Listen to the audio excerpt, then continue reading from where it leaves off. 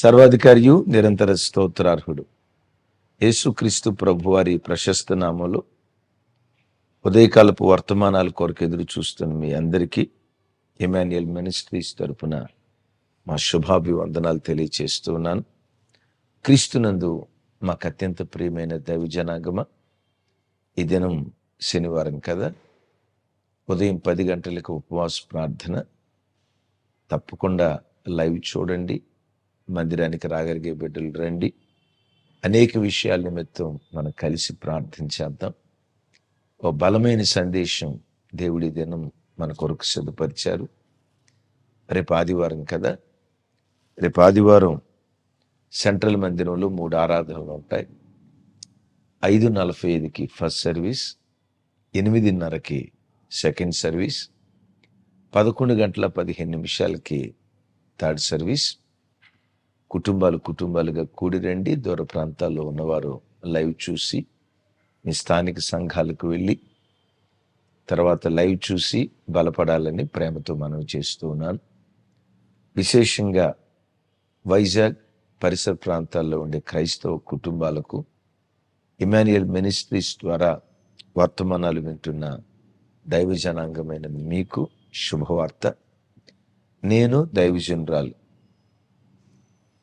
2024 సంవత్సరం అక్టోబర్ నెల 8, 9 తారీఖులో అనగా మంగళ బుధవారాల్లో వైజాగ్ QMB చర్చ్కి వస్తూ ఉన్నాం. ఆ పరిసర ప్రాంతాల్లో ఉండి లైవ్ చూసే బిడ్డలందరినీ ప్రేమతో ఆహ్వానిస్తున్నాం. మీతో పాటు అనేకులకి ఈ విషయం షేర్ చేసి ఆ మీటింగ్స్కి నడిపించగలరని ప్రేమతో మా మనవి. ప్రార్థించండి, పాలు పంపులు పొందండి. మంచిది. ఈ దినం ఆకాశం క్రింద భూమికి పైన బ్రతుకుతున్న ప్రతి మనిషి అనుభవిస్తున్న ప్రధాన సమస్య. ఈ సమస్యకు విరుగుడేంటి? ఈ సమస్యలో నుంచి మనం ఎలా బయటపడగలం? ప్రధాన సమస్య, ఏ మనుషుడు కూడా లోకంలో పాపం చేయాలని అనుకోడు. చేయకూడదు అంటూనే ఏదో ఒక బలహీనతకు, ఏదో ఒక అపవిత్రతకు, ఏదో ఒక చెడుకు, దేవునికి ఆయాస్కరమైన ఏదో ఒక గుణానికి, ఏదో ఒక సందర్భంలో మనుషుడు చోటిస్తూ ఉన్నాడు. నేను చేయకూడదు అనుకుంటా ఎందుకు చేశా? నేను చూడకూడదు అనుకుంటూ ఎందుకు ఇలా చూసా? అయ్యో, అసలు అలా ఆలోచించకూడదు అనుకున్నానే, ఎందుకు నా జీవితంలో ఇలా జరుగుతుంది? ఈ పాపం నుంచి నేను ఎందుకు బయటపడలేకపోతున్నాను? ఈ బలహీనతల నుంచి నేను బయటపడాలంటే ఏం చేయాలి? ప్రతి మనిషి ఈ విషయమే మానసికంగా సంఘర్షణ అనుభవిస్తూ ఉన్నాడు. కొన్ని విలువైన మాటలు మీతో చెప్తాను. దైవజనాంగమా, ఓ భక్తి కలిగిన దైవజనుడు పాపాన్ని గూర్చి ఇలా అంటాడు. ఎంత అద్భుతమైన మాట అంటే వింటే ఆశ్చర్యం, అరే ఇది నిజమే కదా అన్నట్లు అనిపిస్తుంది. ఆ భక్తుడనే మాట, we are not sinners, we sin because we are sinners అంటాడు. ఆ మాటకున్న అర్థం ఏంటంటే, మనం పాపం చేసినందువల్ల పాపులం కాల, పాపులం అయ్యున్నందువల్ల పాపం చేస్తున్నాం అంటాడు. విన్నారా? We are not sinners, we sin. పాపం చేసినందువల్ల మనం పాపులం కాల, we sin because we are sinners. మనం పాపం చేస్తాం. ఎందుకో తెలుసా? మనం పాపులమై ఉన్నందువల్ల. ఆ భక్తుడు మాట్లాడుతున్న మాట నిజమే. ఆ పాప స్వభావం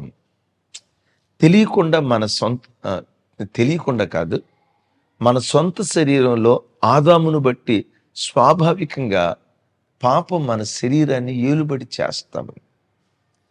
శరీరం ఉందనేది ఎంత వాస్తవమో, శరీరం కలిగిన మనుషుల్లో పాపం ఉంది అనేది అంతే వాస్తవం.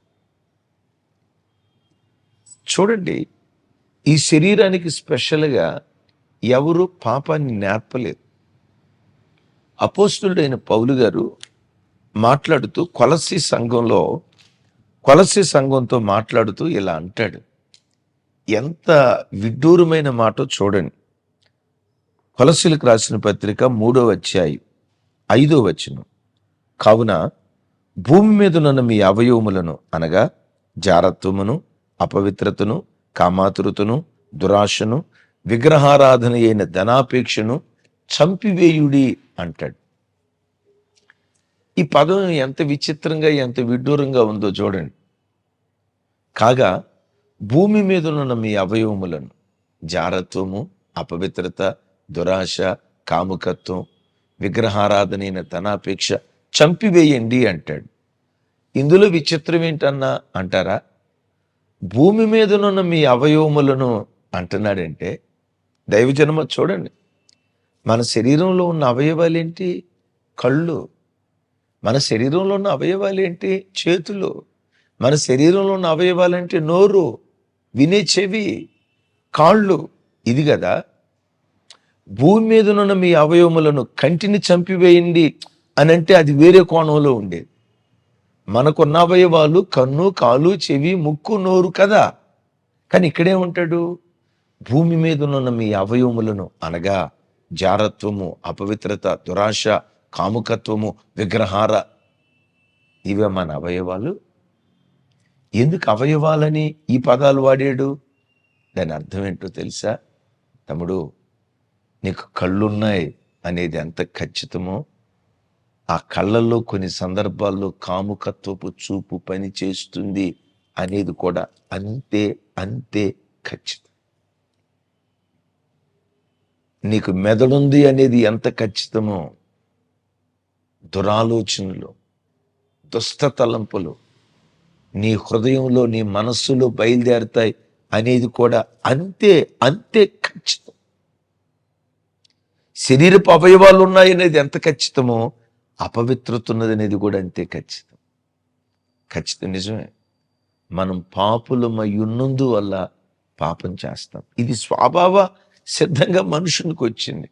ఇప్పుడు పాము ఉంది, పాముకు పుట్టిన పిల్ల విషంతో పుడుతుందా, విషం లేకుండా పుడుతుందా?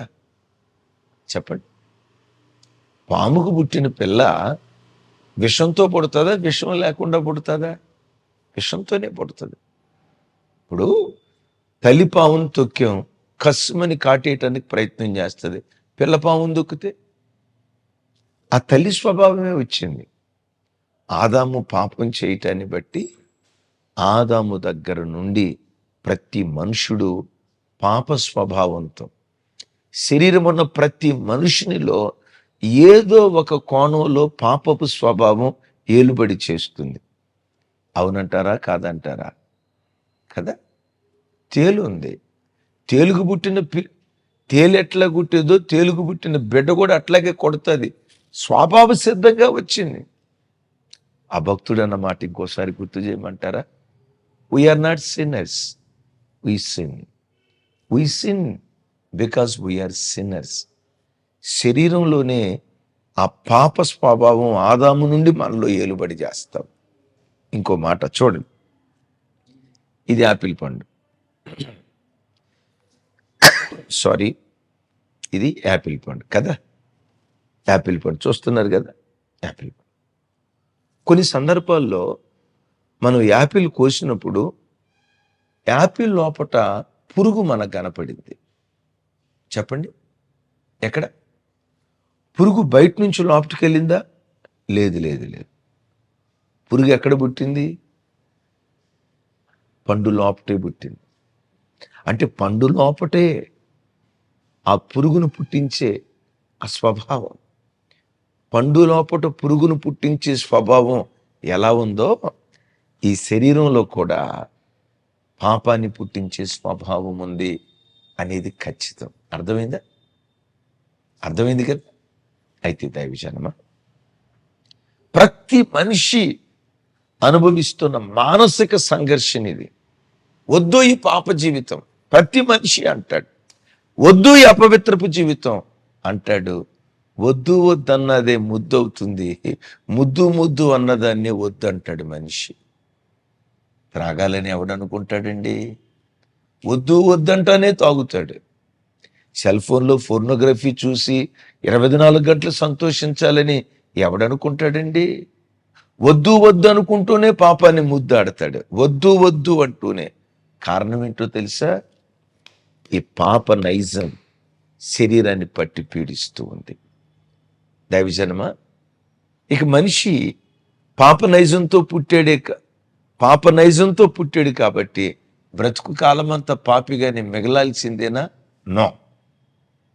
దీనికి 3 విరుగుడ్లు ఉన్నాయి.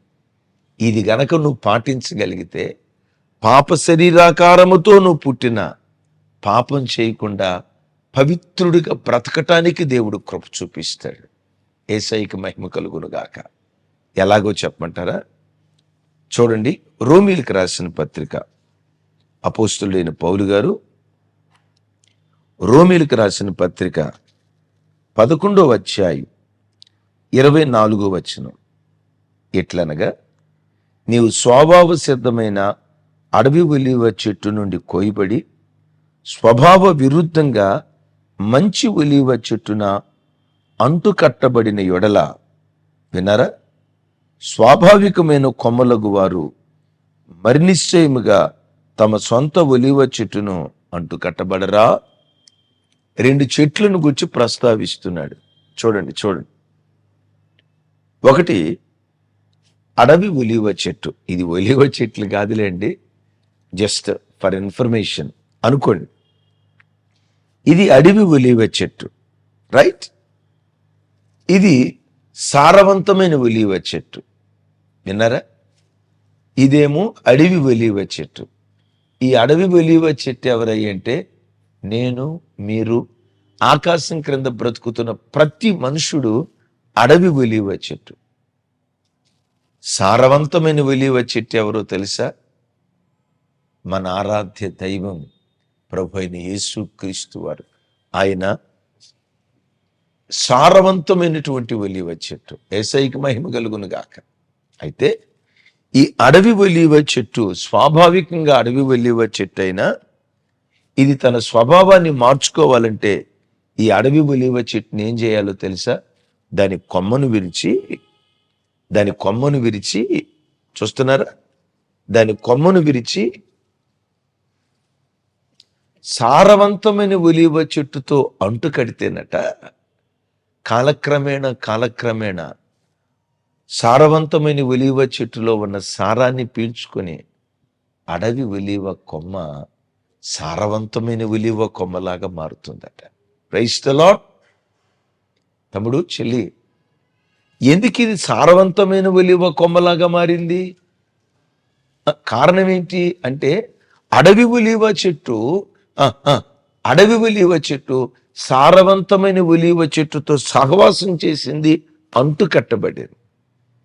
ఓ మాట, ప్రతి క్షణం సారవంతమైన ఒలీవ చెట్టు అయిన యేసుక్రీస్తుతో, ఆయన వాక్యంతో, ఆయన సన్నిధితో, ప్రార్థనతో 24 గంటలు సమయం దొరికినప్పుడల్లా దేవునితో సహవాసం చేయి. అడవి మనిషి లాంటి నీవు సారవంతమైన ఒలీవ చెట్టులాగా ఆ కృపగల దేవుడు నిన్ను మార్చటం ప్రారంభిస్తాడు. ఈ అడవి మనుషులను మార్చగలిగిన శక్తి యేసు రక్తంలో మాత్రమే ఉంది. ఈ అడవి మనుషులను మార్చగలిగిన శక్తి ఆయన వాక్యంలో మాత్రమే ఉంది. ఈ అడవి మనుషులను మార్చగలిగిన శక్తి ఆయనతో సహవాసం చేసినప్పుడే దొరుకుతుంది. మీరు ఒక మాట ఎరుగుదురు కదా, జ్ఞానుల సహవాసం చేయువాడు జ్ఞానిగా మారతాడు కదా. జ్ఞానుల సహవాసం చేసేవాడు జ్ఞానిగా మార్చబడతాడు. దేవునితో సహవాసం చేసేవాడు దేవుని వంటి వాడిగా మారతాడు. ఆమేన్. అందుకని దైవజనమ, స్వాభావికంగా ఇది అడవి స్వభావం కలిగింది, పాప స్వభావం కలిగిన మనం ప్రతి క్షణం యేసయ్యతో స్నేహం చేయి. సెల్ ఫోన్తో కాదు, యూట్యూబ్లో సమాచారాలతో కాదు, లోకపు పుస్తకాలతో కాదు, లోకస్తులతో కాదు, దేవునితో సహవాసం చేయి. కొరింథీ పత్రికలో పౌలు గారు అంటాడు, వేశ్యను కలుసుకునేవాడు వేశ్యతో ఏక శరీరమై ఉన్నాడు, ప్రభువును కలుసుకున్నవాడు ప్రభువుతో ఏకాత్మై ఉన్నాడు అంటాడు. What a wonderful statement, what a wonderful statement. వేశ్యను కలుసుకునేవాడు వేశ్యతో ఏక శరీరం అయిపోయాడు. 1+1 = 1 కదా పౌలు గారి క్యాల్కులేషన్. 1+1 = 1. 1 వేశ్య +1 మనుష్యుడు. వేశ్యను కలుసుకునేవాడు అంటే లోకాన్ని కలుసుకునేవాడు లోకస్తుడైపోతాడు. ప్రభువును కలుసుకునేవాడు సారవంతమైన ఒలీవ చెట్టైన యేసయ్యను కలుసుకున్నవాడు, యేసయ్యతో ప్రతి క్షణం గడిపేవాడు ఆయన వంటి వాడిగా మారటానికి దేవుడు కృప చూపిస్తాడు. దైవజనమా, ఇప్పుడు నేను చెప్పబోయే మాట గుండెల్లో రాసుకోండి. అంటే తతిమ మాటలు రాసుకోవద్దని కాదు, మీ హృదయంలో రాసుకోండి. ఏంటో చెప్పమంటారా? ప్రభు సహవాసానికి ఎప్పుడైతే నువ్వు దగ్గరమవుతావో, దేవునితో సహవాసానికి ఎప్పుడైతే దగ్గర అవుతావో, ఆటోమేటిక్గా లోకం నీకు దూరం అయిపోతుంది. ఎప్పుడైతే లోకం దూరం అయిపోయిందో పాప శరీరాన్ని నువ్వు జయించగలుగుతావు. రైట్. రెండవది విలువైన మాట, ప్రతి క్షణం శరీరంతో పోరాడాలి. రాజీ లేని జీవితం జీవించాలి. ఏ విషయంలో? పాపంతో రాజీ లేని జీవితం జీవించాలి. ప్రభువా నన్ను మార్చయ్యా అని పైపే పెదవులతో ప్రార్థన చేయటం కాదు, పాపం విషయంలో రాజీ లేకుండా. పౌలు గారు అంటాడు కదా, పాపముతో పోరాడే విషయంలో రక్తము కారునంతగా మీరు పోరాడండి అంటాడు. విన్నారా? రాజీ లేని జీవితం. చూడండి, భక్తుడైన యోసేపు, ఆ తల్లి వచ్చి ఇక ఆ విషయాలన్నీ చిన్నప్పటి నుంచి విన్నావే, డెఫినెట్గా అని ఉంటుంది. నా మాటకు నువ్వు లొంగకపోతే, నాతో నువ్వు కాంప్రమైజ్ కాకపోతే ఉద్యోగుల నుంచి తీసేస్తా, నీకు రావాల్సిన జీతం రానివ్వను, నీ మీద నిందేసి నేను చంపేపిస్తా. ఆవిడే ఆ ఇంటికి యజమానురాలు కదా, ఎన్నో రకాలుగా భయపెట్టి ఉంటుంది. విచిత్రం ఏంటో తెలుసా? యోసేపు తన ప్రాణం కంటే పరిశుద్ధతను ఎక్కువ ప్రేమించాడు. తన శరీరం కంటే తన శరీరం మందు పవిత్రమైన జీవితం జీవించాలని పవిత్రతను అంత ఎక్కువ ప్రేమించాడు. నేనెందుకు ఈ అపవిత్రతతో రాజీ పడాలి, నేనెందుకు అపవిత్రుడిగా బ్రతకాలని శరీరాన్ని నలగొట్టుకున్నాడు. పౌలు గారు అంటాడు కదా, నా శరీరాన్ని నలగొట్టుకుని దాన్ని లోపరుచుకొనిచున్నాను. దైవజన్మ, దానియేలు పవిత్రంగా బ్రతకటానికి కారణం శరీరాన్ని నలగొట్టుకున్నవాడు. యోసేపు పవిత్రంగా బ్రతకటానికి కారణం శరీరాన్ని నలగొట్టుకున్నవాడు. సంసోను పవిత్రంగా బ్రతకలేకపోవటానికి కారణం శరీరాన్ని నలగొట్టుకున్నటువంటి వాడు. విన్నారా? బాహ్య పురుషుడు ఎప్పుడైతే కృషించిపోవటం ప్రారంభిస్తాడో, అంతరంగ పురుషుడు అంతకంతకు బలపడటం ప్రారంభిస్తాడు. రైట్. రాజీ లేని పోరాటం చేయి. మూడవ మాట, నంబర్ 1 సహవాసం. ఎవరితో? వాక్యంతో, దేవునితో, ప్రార్థనతో, సంఘంతో సహవాసం మనకు ఉండాలి. రెండవది, పాపంతో రాజీ లేని పోరాటం మనం పోరాడాలి. మూడవ మాట అద్భుతం. మూడవ మాట, ప్రతి క్షణం పరిశుద్ధాత్మ సహాయాన్ని పొందుకోవాలి. ఇది ఒక మర్మయుక్తమైన సంగతి. పరిశుద్ధాత్మను గురించి మనం చిన్నప్పటి నుంచి కొంతమంది చెప్పిన మాటలు, అది అల్లరండే, అది కేకలండే, పతాకలు ఏదో అరుస్తూ ఉంటారండి. అమ్మో, ఒక నెగిటివ్ ఇంప్రెషన్ వల్ల క్రైస్తవ సంఘం, క్రైస్తవ సమాజం పరిశుద్ధాత్మకు దూరం అయిపోతుంది. దైవజనమా, హృదయంలో రాసుకోండి, పరిశుద్ధాత్ముడు లేకుండా నీకు నాకు పరిశుద్ధత రాదు. విన్నారా? మనం అడవి ఒలీవ చెట్లు, అడవి మనుషులు.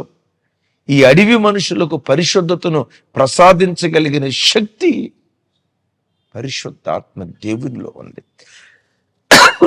దాని గురించి పౌలు గారు రోమాపత్రిక 8వ అధ్యాయం 2వ వచనం చూడండి. క్రీస్తు యేసునందు జీవమునిచ్చు ఆత్మ యొక్క నియమము పాప మరణముల నియమము నుండి నన్ను విడిపించెను. ఎట్లనగా ధర్మశాస్త్రము దేన్ని చేయజాలకపోయెనో దానిని దేవుడు చేశాను. విన్నారా? క్రీస్తు యేసునందు జీవమునిచ్చు ఆత్మ నియమం పాప మరణముల నియమము నుండి నన్ను విడిపించింది. ధర్మశాస్త్రం ఏది చేయలేకపోయిందో పరిశుద్ధాత్ముడు దాన్ని చేశాడు అంటాడు.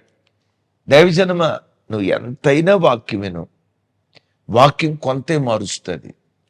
శరీరం పాప నియమానికి లోబడింది. వింటున్నారా? శరీరం పాప నియమానికి లోబడింది. పాప నియమానికి లోబడిన ఈ శరీరాన్ని పాప మరణముల నియమము నుండి వాక్యం కొంతవరకు విడిపిస్తుంది.